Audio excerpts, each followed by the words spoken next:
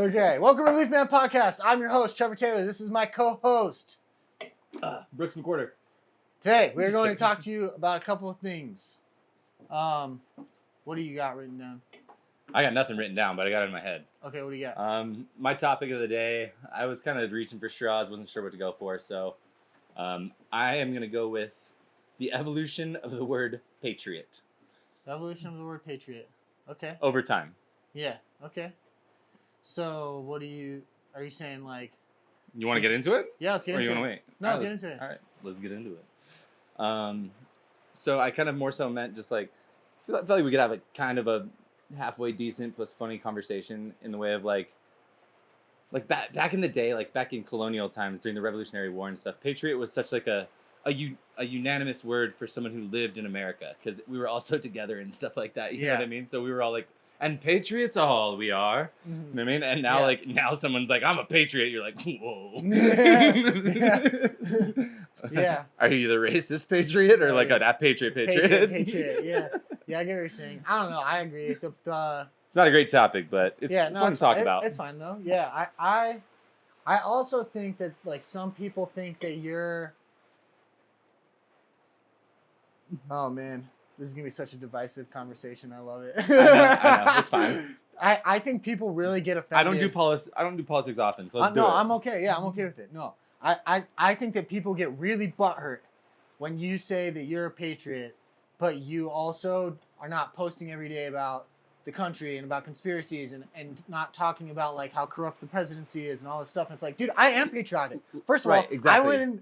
I went and fought for my country, first of all. I shed blood for your freedoms. Yeah, second of all, the most patriotic thing that you can do is be a good citizen of America who cares about the people around him. And that doesn't mean that you post on Facebook and Instagram about how good you are. It means that you actually do things that help your neighbors. Right, and like I kind of insinuated by asking the question, it's almost like nowadays, like I said, it used to be all of us. We were all patriots of America.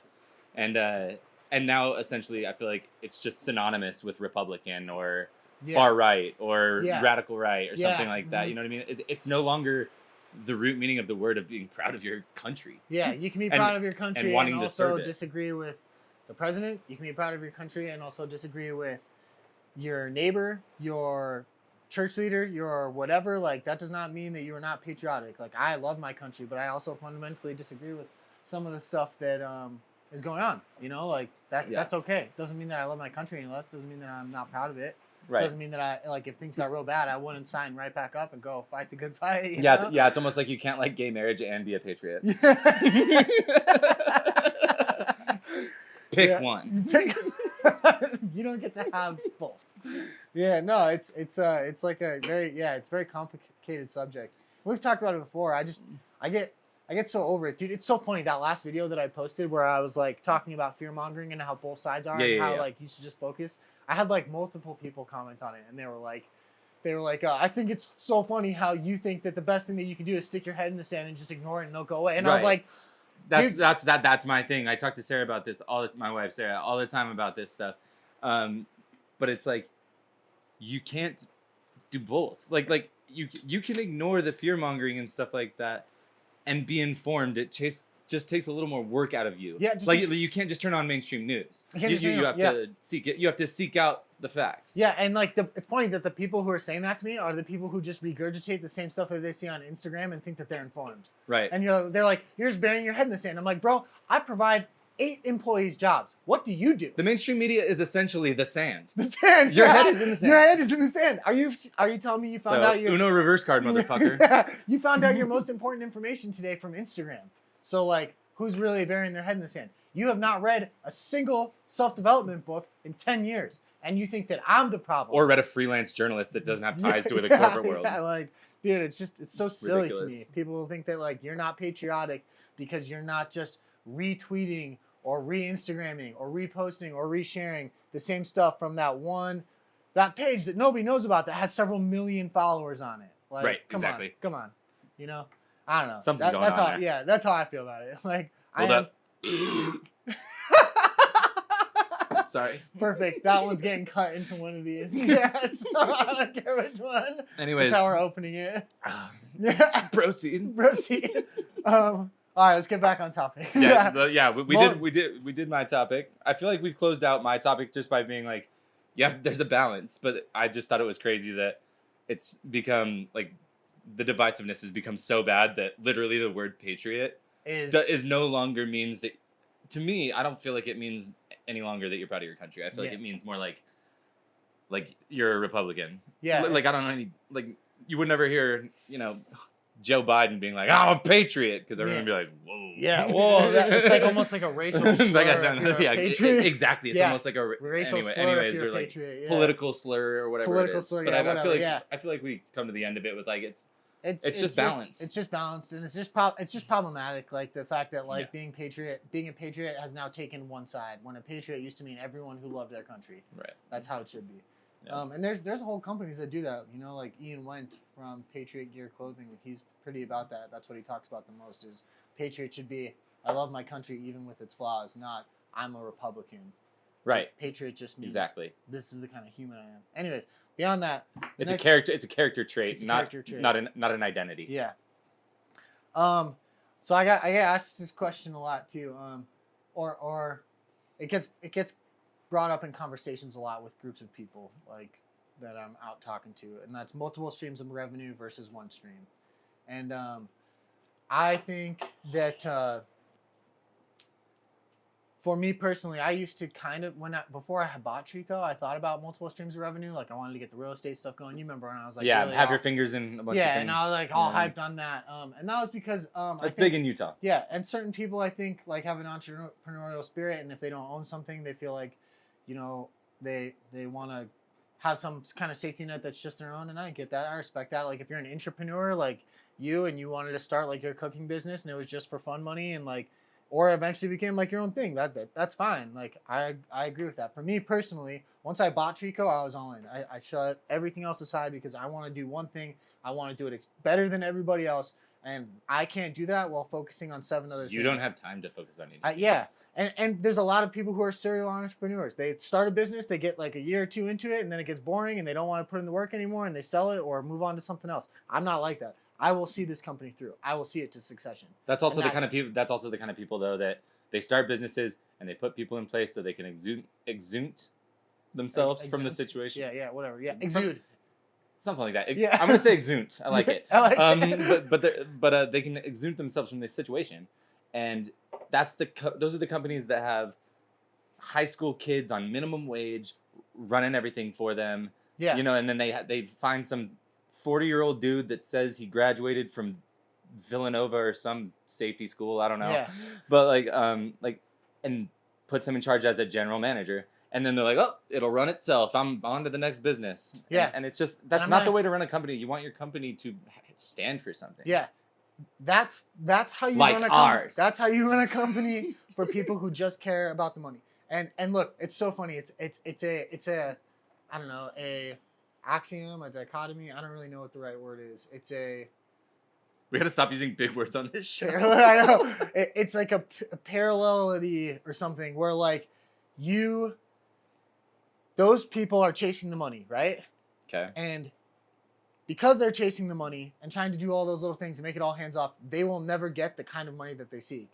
Because the people who are in it for the right reasons, for changing people's lives, for the long term, for growing something over the next 50 years, those are the people that become multi-billionaires. And I'm not in it to become a multi-billionaire. That's not a goal I'm chasing.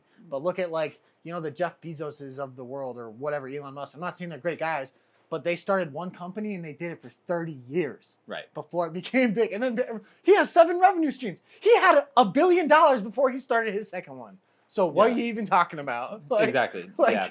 It's not comparable. Amazon started in a garage. Yeah. So a long time ago. Yeah, a long time ago. So for me, those people, they're the kind of people who are like, oh yeah, this is the next thing. It's going to make me $1 billion, and it's never going to make you $1 billion because you can't start a business in 5 years and think it's going to be $1 billion business. And all these real estate gurus on Instagram, all these other gurus who are like, oh, start an online coaching group, do a drop shipping thing. All of those things come and go, and they fade and they fail every time. Just like what was the one last year after cryptocurrency? What was the stupid thing that everyone was about? Dude, I watched so many documentaries on this. I don't know. What? NFTs, dude. NFTs. That's how irrelevant it is. I can't even remember the name of it. Yeah. NFTs came and went. Oh, if you get Well, on they're still NFTs, big, dude. you'll be a billionaire. My sister-in-law still is in the community and is, they're all still trying to make money. It's still a thing, man. It's crazy, man. I feel like it's so irrelevant. Yeah. For me, at least. And I just care about one thing and one thing only. One business, getting it the biggest, best business I can do because I want to be the best tree company to work for, and I can't do that if we don't make the most revenue. Like, that's just how Right, it is. and I don't care to the point, like this, the thing that turned me off of the NFT scene was probably, like, everyone telling me that it was the future. I hate that. Yeah. But like, I get that sometimes that's true. I mean, we didn't think we were going to be carrying cell phones around in our pocket for, when we were kids, and we were playing Snake on our mom's Nokias. Yeah. Which was a sick game, by the Yeah. way. But when someone tells me that what happens when all currency is cryptocurrency, all I have to say is not in my lifetime. Sounds like my grandkids' problem. Sounds like the next generation's problem. Sounds like the next generation's problem. Yeah. That's not my thing. Not my problem. I'll teach my kids to be adaptive. That's Yeah. about all I can do. Yeah. Yeah. Also, the crypto sucks until it works out. What? I don't know. We'll But see. also, on that same note, dude, and this is something I was thinking about all day today, right? I was thinking about, and I didn't even write it in the notes. This is one of the things I wanted to talk about, but I couldn't figure out how to bring it up. I'm not in like an arrogant way or like a Of course not. prideful way. Maybe a little bit of pride. I don't know. Pride's fine.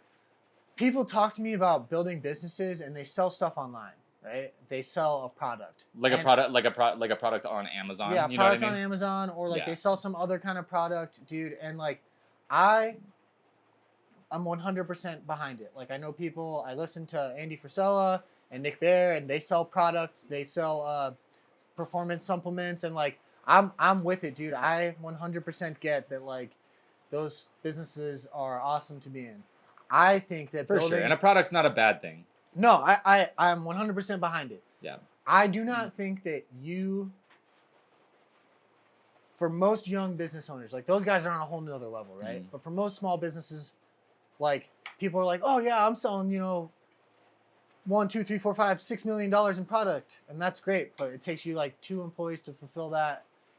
Like everything is drop shipped. Like, Yeah. to be a leader of a company like that and build a company like that, to me personally, in my opinion, is so much easier than building a service-based business. We For picked sure. the hardest thing to build, Right. For sure. and on top of it being so hard Yeah. to build, Service, hospitality would be hard too. Restaurant would have been a nightmare. freaking hard, dude. Yeah, all of them. Those Yeah. are freaking hard because you're managing a bunch of people, dude. and you that- need them. And you need them.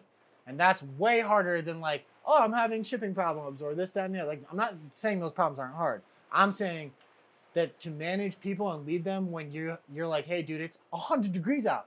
You Yeah. got to go cut a bunch of wood outside and carry logs. That kind. And that's your job. Finding- and you're gonna finding- do it for 4 months in the summer. Yeah, and finding out how to be a good enough leader to manage people like that and keep them motivated and not have turnover, I feel like is way easier than keeping people on board who are like sitting behind a computer, like click, clack, clack them away. You know? Right. And I, yeah, like you said, not to minimize what Not to remote minimize at all. workers do At or all. what people that are taking calls at Vivint do. You know what I mean? Yeah. Like, it doesn't minimize what they're doing. It's just, it's different. It's different. The It's trial very by different. fire that we had to go through to learn how to manage these people was difficult, bro. Yeah, on It- my body. It hurt my body a it- lot. Like, it it broke hurt my my- body down in a biological way. Yeah, it hurt me internally. I wanted to quit so many times because I was just broken emotionally. Because we would finally get into the cusp, and then like 3 employees would quit, and it'd be like, Or even in the beginning, like for me, where I was at was like, and we both almost quit a million times, but like where I was at would be like, we were doing such hard work with no machines, nothing like that, doing such hard work. Thursday night, I'd rack out, and I'd be like, God, tomorrow's Friday. Tomorrow's Friday. And then we'd go to work on Friday, and we'd have a job that ended up taking way too long and got extended, but we needed the money. And then guess what? Friday doesn't mean shit because we're going in on Saturday. Right. What's up? Yeah, exactly, Yeah. dude. Fucking nightmare. Yeah, and the guys, our guys have that realization too. Like, we're not a big enough company yet where like we can afford to like not do those things. Right. And luckily, we have employees that love and support this company, and they're willing to go do that for us. Like, hey man, I'll cover down on Saturday, and like I pay them even though they don't ask for it because they're salaried. Like, I'll pay them extra because they went out of their way to take care of us, so we go out of our way to take care of them. But dude, like, people do not understand the amount of work and sweat and blood and tears that went into getting to that point. Like you said, like, it would be so. People are like, oh yeah, you don't need to look forward to the weekend. If you're looking forward to the weekend, you're not. That's not a way to live. Now, I don't necessarily look forward to the weekend, but at that point in time, it was not I'm looking forward to the weekend so I can go party. It was I'm looking forward to the weekend because my body literally cannot put any more effort out. It is but broken. but regardless of status of sobriety or whatever, it's not, or like whatever your life is, that I don't, and we might differ on this a little bit, but I don't like that approach of like you shouldn't live your life Living for the weekend. Yeah. I don't live my life for the weekend. I love my job. I obviously am in a perfect place. I love where I'm at. Yeah. But I also love the weekend. Weekend's awesome. Yeah, weekend's great. I go to the pool during the daytime. Yeah. On the weekend. You know what I mean? I get to spend. Because my wife's extremely busy too. She's director of marketing for an industrial supply company. Yeah. She's busy too during the day. I get So to our spend our time. time is on the weekend, and Yeah. and that's the most. It's the most valuable time. Yeah, I love our nights together, and it's great. And we have good time every weekday too, and we're Yeah. close on weekdays too. I'm just saying that weekend where you have all I gotta day go to the be like farmer's market at 11 Yeah, should we go to the farmer's market? Should we go float Yeah. the river? Should we go do 100%, this? yeah. You get to do those things, and those things are what make memories, not what show you watch Monday through Friday. Yeah. Or, what you do. And on top of that too, like, there are certain days, like, in retrospect, people are like, oh, you can't live for the weekends. Like, in retrospect, also, there are days of work where I'm like, I'm looking forward to Wednesday, dude. We're doing a sick crane job. We're gonna do Yeah. some sick filming. Absolutely. So like, it's like I'm looking forward to certain things, and sometimes like that's with my wife on the weekend. We got a sick plan, and I'm excited about it. Sometimes it's, hey, we got a sick thing going on with Black Rifle. We got a charity thing Like, going I'm on. not I'm excited. Like, Yeah. I'm excited. I have to write a bunch of copy tomorrow for our new page about the charity stuff and the food bank, yada yada. Yeah. I got to write a bunch of copy, but you know what?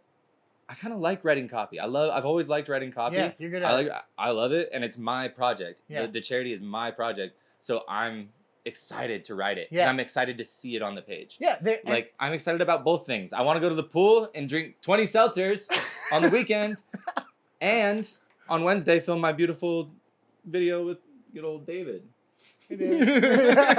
Yeah, but Or it's also on the same token, like, I all these, dude, I bring it up so much and I don't even care, man. I hope everyone on the internet sees it. All these stupid fake gurus who tell you that like building business is easy and like, oh yeah, you should love what you do because it should be easy all the time. It's freaking not. Like, Right. It's not. Stop telling people that it's easy. Drop shipping, this is easy. Getting into real estate is easy. You just get a couple of Airbnbs. Look, anything that makes you successful is not going to be easy, especially building a business. It is hard. That doesn't mean that Right. I don't love it. I love what I do. I love training the guys. I love leadership. But there are certain days where I'm like, dang, dude, yesterday was 3 o'clock. We're supposed to be off. You know what Yeah. happened? I put on my spikes, and me and Matt fell and climbed 2 big cottonwoods by ourselves and stacked all the wood because that's what we had to do to stay on track. Was that fun for me? I mean, yeah, actually, I had a lot of fun. But still, Absolutely not. the day was supposed to be over 3 hours before that. Right, and You with know, the fake gurus thing, the thing that drives me nuts about those is they're adapting to themselves, and it drives me crazy. Yeah. Have you seen the ones like as you on your way through YouTube? You'll see the ones that are like, "Hello, you probably think I'm just another one of those guys that's going to tell you an easy way to make money online. It's not me. Mine is different. It's better. Mine Is better. It's like, Yeah, oh, okay, shut cool, up, man. dude. Yeah, and it's always like, and then you have the other fake rich ones where they're like rented at some private jet, took a bunch of pictures, and then they're like, Or a nice Airbnb is the classic. take my coaching class. It's $250 a month, and I'll teach you how to build a business. And I've never built a business. Like, dude, whatever, dude. You're garbage. Right. And I'm not saying we're the most successful, dude. Like, we have $1 million business. That's what we've built. And this is the first year that we will break $1 million. And that took 4 years to do. It took a lot of time, effort, and love. But, dude, from going And we thought it'd take 5. Yeah, and we thought it would take 5. We're moving faster than we thought. And I thought I wouldn't even be able to buy it in year 5, and I bought it at the end of year 3. So, like, we're moving quick. And we started off living in a trailer with one truck and a dump trailer, and now we have all the equipment. We have the shop, we have the warehouse, we have 8 employees. Like, dude, we're moving. Yeah. And the point of this podcast, I would like it to be, one, to teach all these people to change their perspective on the definition of success, right? Like, if you have happiness in your life, your bills are paid, that's successful. You're living a great life. Stop listening to You're these gurus. happy? Yeah, you're happy. You wake up happy. Your house every day. is in order. Yeah, like, that's successful. Like, stop listening to these fake gurus that you need to have several rental properties and all this stuff in order to be successful. This is success. And on top of that, I want to show people how we went from 0 to 10 million over the course of a 10-year period. And that is successful. You're not going to build a $100 million company overnight. And it's not going to be easy. Stop listening to people who tell you that. And it all just gets, it just gets so dumb that I feel like people, I mean, I don't know, people are dumb sometimes, but like, it's so dumb that just the way they market themselves and they, and they do it in that way, like, just strange shit. Like when the zombie apocalypse comes, do you realize you only have one property? It's like, I probably have bigger problems. Yeah. Oh, listen, it's really easy. Here's what you got to do. If you have 3 rental properties in the zombie apocalypse, you're statistically safer than the person go who on has your one. local Like, Zillow. no shit. Look, dude, go on your local Zillow, find a rental property, go rent it from them, and then rent it on Airbnb. First of all, you can't really do that unless you. It's also, unless it's isn't that in your illegal? house. Yeah, I'm pretty sure. But they, in a way, this is how these real estate gurus tell you to do these things. Oh, I did it, and then it's also just a lame way I to did do 10 it. properties, and that's how I became a millionaire overnight. That's cool. What happens when you can't afford the one property? What happens when the economy dips? What happens when this or that? Like, it's just dumb. Like, yes, debt can be leveraged to your advantage. I 100% agree with that. But also, most people that they're trying to teach these things to don't even know how to manage small-term finances. And you're telling them to go leverage hundreds of thousands of dollars to make this business run. And it's just like, dude, I see it all the time. People will talk to me about it, talk to me about real estate. That's why I stopped getting into real estate. That's probably why Gordon Ramsay, not Gordon Ramsay, what's that, Dave Ramsey? Dave Ramsey, yeah, Dave Ramsey. Yeah. Anyways, I watch Gordon Ramsay. That's a chef. But yeah, that's why a chef. Yeah. That's why Dave Ramsey appeals to so many people. Yeah. So many people because no debt. Because it's no debt, but he's also not telling you like here's the fast path. Yeah. He's saying here are steps. It's gonna take you as long as it takes you through them. Yeah. Probably. I don't know. I haven't read his stuff, but I'm pretty sure it's in steps. It's just like that, yeah. And he's a great guy. And like there again, fundamentals somewhere in the middle, right? Like Robert Kiyosaki only uses debt. That's Rich Dad Poor Dad for anyone who doesn't know. And then you got Dave Ramsey who says no debt ever. Right. The middle ground is somewhere in the middle. Like Dave Ramsey is like, don't buy a house unless you can buy it cash. I'm not gonna buy That's insane. I can't buy a $400,000 house cash for probably my whole life. So that's not gonna happen. I'm gonna go buy a house and I'm gonna make mortgage payments on it. Yeah. But also, I'm not going to go buy a bunch of rental properties and get into like way over leverage like Robert Kiyosaki. Again, it's like everything we talk about. Yeah. Somewhere, I feel like most people know the normal is somewhere in the middle of almost everything you see online. I feel like we're like the Buddhists of the motivation realm. just find Put balance. It in. Just Center it. Center. 100%, dude. 100%. I hope we can change that for Call me people. Siddhartha. Give us 5 years, dude. We're gonna be the biggest podcast, and we're gonna change people's lives. It's gonna be awesome. Yeah. We're gonna help people to understand. I love that Gary Vee says that. I love that Gary Vee. I have a love-hate relationship with him. Same. But he says, that's one thing he says. He says we need to change the narrative on success. And he's been blunt about it. He's like, I have friends that make $60,000 a year that are way happier than my other friends who make $100 million a year. Right. And he's like, that's the definition of success. Like, I would take the happiness over the $100 million any day. And so, like, that's the point of us doing this is like teaching people to be happy on the journey, to learn to love the process, to understand that you don't need to be a $100 millionaire with several rental properties to be successful. Yeah. Like, I just want to change that narrative. And dude, by all means, I think that we have found success. Are we going to keep going? Of course. But every day I wake up and I'm like, dude, this is winning. Looks like to me. Yeah. So like, as an offshoot to all of this, what would you say to someone that says, I think I read something about this earlier. What would you say to someone, or like all these guys, of course, we're talking about these guys that push these ideas. Do you need to start a business to find financial freedom? No. And if you look at me, the answer is no. No. Answer is no. The answer is no. I feel successful as shit. Yep. Super successful. Super successful. But and I don't make any more than the average Joe. No. And super successful. But I love my life, love my job, love everything we're doing. You can love my friends. Yeah. I'm gonna quote 1,000 other podcasters because I listen to a lot of podcasts. That's kind of where dude. this came from. But Andy Frisella talks about that all the time. You can be an absolute stud with extreme happiness as an entrepreneur, dude. Like the guy that runs like Secondhand Man, that like runs all of the internals, who's just as integral as the entrepreneur, and like and eventually it's just one section of the company. Yeah. But it's mine, and I love it. Yeah, you can 100% do that. And it's what I wanted. And I can't do what I do without you, and like you can't do what you do without me. We need each other. But like people have harped so much on being your own entrepreneur that some people think it's like a downgrade to be an entrepreneur. Like it's not, dude. I mean, even if you break it down as basic as like the oldest story that I can think of, which is the Bible, right? Right. That's the oldest story I can think of. You had Jesus, right? And then he had the Methuselah was the oldest. Methuselah, yeah. But yeah. Either way, go ahead. you had Jesus, and then he had disciples. Like it wasn't a bunch of other Jesuses. It was a bunch of people who supported this one guy, and they went and did the thing. You know, like that's what we're doing. We're gonna go on record on this podcast and say that Judas was one of the first entrepreneurs of our time, or entrepreneurs. I think Simon was the first disciple. I don't know. Was he? Paul? I'm not Paul, sure. maybe. That's pretty. Paul might have been the first. People are gonna be like, "You're a terrible Mormon. You don't know what the first disciple was." I care about all disciples equally. I don't know which one it was. I think they're all as good as the other ones, except one. Yeah, except one. He kind of stabbed everybody in the back. Anyways, man, that's pretty much all I got for today. I feel like we got a lot of good stuff out there. I don't got if you got anything anything else. All right, get out of our face.